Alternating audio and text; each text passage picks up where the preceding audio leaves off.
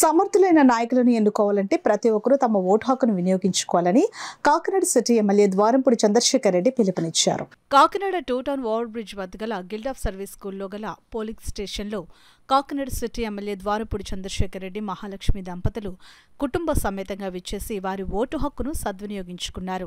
Polling కేంద్రంలో vote వేసిన అనంతరం చంద్రశేఖర్ రెడ్డి కుటుంబ సభ్యులు వారి వేలును చూపి ప్రతి ఒక్కరూ ఓటు వేయాలని కోరారు.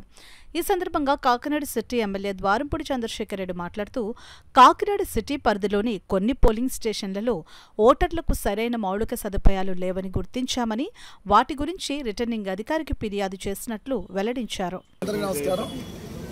కుటుంబపరంగా వచ్చి 33వ బూత్లో నా ఓటు హక్కుని వినియోగించడం జరిగింది. చాలా సంతోషం. కాకినాడ పట్టణంలో పెద్ద ఎత్తున పోలింగ్ జరుగుతుంది. కాకుండా అవగాహన ప్రకారం మధ్యాహ్నం 12 అయ్యే సమయానికి 50% దాటించాలని అనుకుంటున్నాను.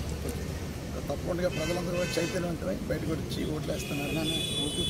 తప్పకుండా ఈ యొక్క ప్రజాక్షేత్ర కురుక్షేత్రంలో జగన్మోహన్ రెడ్డి గారు తప్పకుండా విజయం సాధిస్తారని మేము కూడా భావిస్తున్నాం. ప్రజలందరూ కూడా ముఖ్యంగా వృద్ధులు మహిళలు ఎక్కువ పోలింగ్ అవుతుంది. వీళ్ళందరూ కూడా ఎంత ఎక్కువ పోలింగ్ అయితే అంత జగన్మోహన్ రెడ్డి ప్రస్తుతంగా ఇప్పుడు భావిస్తాను. అదేవిధంగా మధ్యతరగతి కుటుంబాలు కూడా చాలా ఎక్కువ మంది ఓటేస్తున్నారు. ఏదైనప్పటికీ కూడా